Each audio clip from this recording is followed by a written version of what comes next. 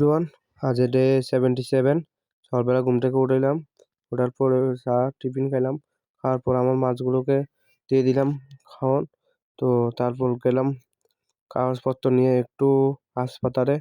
তো দেখো আমাদের শান্তিবাজার ডিস্ট্রিক্ট হসপিটালে চলে আসলাম। এখান থেকে বার হয়ে একটু পুরো সবজি খেলাম।